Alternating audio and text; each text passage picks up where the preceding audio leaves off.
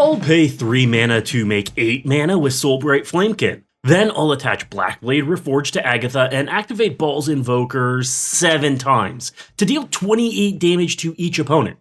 Good game? That's just some of the weird fun you can get up to with this week's Build-Your-Own Precon, Forbidden Fables. This red and green deck features a lot of activated abilities, plenty of legendary creatures, and is headed up by our box legend Agatha of the Vile Cauldron. Agatha is a very low to the ground 2 mana 1/1 human warlock. She reads, activated abilities of creatures you control cost X less to activate, where X is Agatha of the Vile Cauldron's power. This effect can't reduce the mana in that cost to less than 1 mana. So, essentially a Training Grounds effect. But she also has her own activated ability to pump all your other creatures and give them trample and haste until end of turn. For a 2 mana legend, this is everything you want if you're looking to build a really wild, synergistic deck. Both enabler and payoff, she can create some incredible scenarios with creatures that have activated abilities that don't tap to activate. The caveat is that you need to find a way to boost Agatha's power. That's not entirely difficult as there are plenty of creatures that can boost other creatures' powers, and we can always rely on equipment to pump her power. We'll be putting all of these aspects to use to make a massive trampling army, burn out opponents, or make a ton of creatures. And if you're interested in building this deck, check out my sponsor Face to Face Games. With a wide selection of singles and all of the newest products, you can head there right now to grab Wilds of Eldraine singles or pre-order Doctor Who cards. Use my promo code MECHANIC for 5% off of every order. Agatha's ability to reduce the cost of activated abilities goes really off the rails once we boost her power significantly, so we'll want to find a few ways in the deck to do that, ideally ways that synergize with her ability to reduce activated ability costs. And the first place to look is reconfigure creatures from Kamigawa Neon Dynasty. These are creatures that become equipment, and Agatha reduces their activations to suit herself up. Think Magical Girl Transformation. Lizard Blades, Simian Sling, Komainu Battle Armor. Thanks to the way they work with Agatha, she can make them cost only 1 mana to suit her up and reduce the rest of the costs on your creatures. And if they're equipment, they're safe from board wipes, meaning they'll be ready to suit Agatha back up if she ever gets removed. But we also have activated pump abilities on creatures like Elder of Laurels, Wildheart Invoker, or Lava Fume Invoker. Depending on how big we can get Agatha's power, these can be legitimate win cons by pumping an unblocked attacking creature too. Great for utility, great for damage, great for the win. There's also a few ways to put +1/+1 counters on Agatha as well, like Forgotten Ancient and Halana and Elena Partners. These can put some permanent pep in Agatha's step and reduce the activated abilities on your other creatures. Once we start rapid fire activations of abilities, this deck gets roaring. That being said, there are a few non-creature ways to pump Agatha too.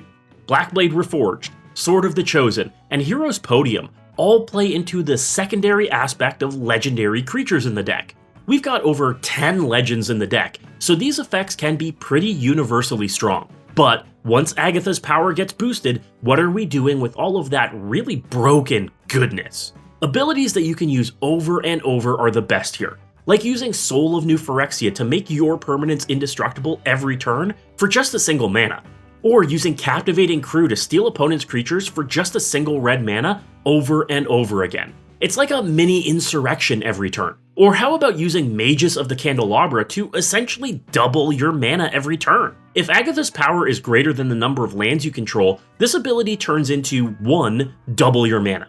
But the real bonus is the Invokers. Flameweave Invoker, Valakut Invoker, Ball's Invoker. These 3 in particular are your win conditions once Agatha's power gets up to about 7. Then it's just 1 mana to blast players and creatures on demand. Paying 1 mana to deal 4 damage to each opponent over and over again is a surefire way to win the game fast. But I also want to make it clear that making Agatha huge isn't the only way to abuse her ability. No, her power only needs to be 1 or 2 to juice effects like Soulbright Flamekin, one of the best rituals in the game, by paying just 3 mana to generate 8 red mana. Talk about an efficient exchange here. Using this effect can generate you a lot of mana some of your other greedy effects need. And Agatha's power only needs to be 2 to make Felden's clone creating ability just a single mana as well. Get a copy of the best creature in your graveyard every turn for just 1 mana. Yes, please. 2 power makes Svella Ice Shaper's ability to create a mana rock entirely mana neutral. That's just free real estate. And for 1 mana, you can create a mana rock every turn that can immediately tap for 1 mana. There's no downside here. And once Agatha's power gets even higher, well, you can use Svella's second ability to free cast spells over and over again. And at just 2 power, Agatha's ability turns Namada Grove Guardian into a Saproling machine gun. Just a single green mana to make a 1/1 creature that you can then use to pump Agatha's power later. They work extremely well together. And that's the name of the game with this deck. Good creatures that get better with Agatha's help. What's a little bargain with your friendly witch? The nuts and bolts of the deck are all playing into this creature-heavy theme too.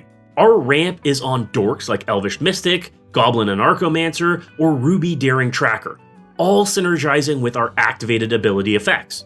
And our card draw is about our creatures and our creature size. Rishkar's Expertise, Hunter's Insight, and Return of the Wildspeaker all playing well with effects that pump Agatha or any of our other creatures to keep our hands full of the best effects only. I've included a couple of effects to protect Agatha from targeted removal too. Royal Treatment and Snakeskin Veil are both great ways to blank removal and increase her power. Now that is synergy. The longer we can keep Agatha around, the better. And of course, this wouldn't be a Build-Your-Own Precon without the Pivot, an alternate commander from the 99 that we can completely alter the way the deck is played with. And this week is a Rule 0 legendary pivot. It's Bard class. Now, why would I choose a non-legendary, non-creature to put in the command zone over the 5 or so other perfectly valid options that are already in the list? Well, for that exact reason. Let's have a little fun with this build and sing the valorous praises of the multitude of legends in the deck. Bard class is a 2-mana enchantment that reads, legendary creatures you control enter the battlefield with an additional +1/+1 counter on them. You can then level it up for a red and a green to have the enchantment also gain, legendary spells you cast cost red-green less to cast. This reduces only the colored mana cost, not colorless. And you can level it up again for 3 generic mana, a red mana, and a green mana to have the enchantment gain whenever you cast a legendary spell, exile the top 2 cards of your library. You may play them this turn. This is not allowed to be a commander, but it's a fun potential way to try something new at the commander table with the consent of your friends. This enchantment isn't overly powerful, with a bunch of benefits for casting legendary spells, and if it's removed, you do have to level it up all over again. Perfectly balanced. But it also lets you concentrate on the volume of legendary creatures in the 99. The deck already contains Targ Nar, Demon Fang Knoll, Hajar, Loyal Bodyguard, and Kamal, Heart of Kroza. So why not just fill the deck with more and more legends and more synergies for them? For instance, adding Reki, the History of Kamigawa, to the deck gives you a draw engine and more legendary spells you can add in. You could toss in your copies of the Peregrine Dynamo to finally add a home for it, doubling up on your activated or triggered abilities of your other legend. Mithril Coat becomes an amazing catch-all protection card for any of the many legendary creatures you have at the time, and a fantastic gotcha spell. And legendary enchantments like Growing Rites of Itlimoc all count for Bard class's mana cost reduction discount, resulting in a card advantage and build your own Gaia's Cradle for just 2 mana. This isn't even considering planeswalkers that could be added in too. Domre Raid, Minsc & Boo, and Renin 6 all fit well into this brew and all work with our Legends Matter theme. Before you write off trying a Rule 0 commander, give it a try with a card you've always thought was neat but couldn't exactly pull off in a deck. Just be sure to discuss it with your playgroup first. Let's take a look at how we can pump the deck up with the upgrade. If I were to add an extra $50 to the list, where would I add it? I'd normally kick right off with a recommendation for Agatha's Soul Cauldron, but it's currently $60 and exceeds the budget of the entire upgrade on its own, so it's a no-go. Instead, let's focus on some more counter-based synergies to pump Agatha and the team. I've intentionally left the +1/+1 counter strategy light in the initial deck because it's been done to death, and it does work here. Like the new The Ozolith the Shattered Spire. The original Ozolith as well is incredible and $25 right now, so pushes the budget quite a bit.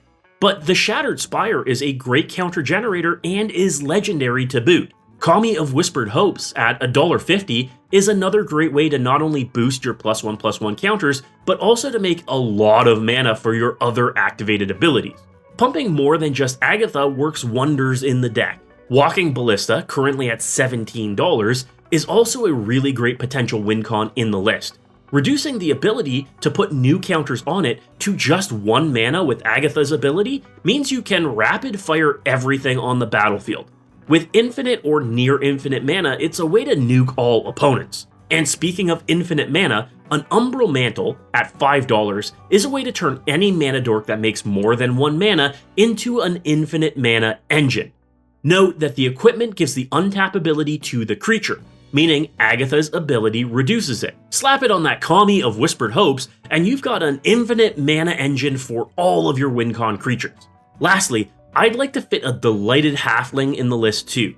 As a mana dork and a way to make all of your legendary spells uncounterable, but at $14, it's tough to justify to add even in the upgrade. Let me know in the comments what you think about this brew, and if there's anything I missed that you would add in. I'd love to hear from you as to how you've built Agatha and what you're doing with this fantastic ability. Check out my full deck list linked below at my sponsor, Moxfield. Moxfield is the best deck building site in the world and makes it easy to sort by cost, by card type, and mana value.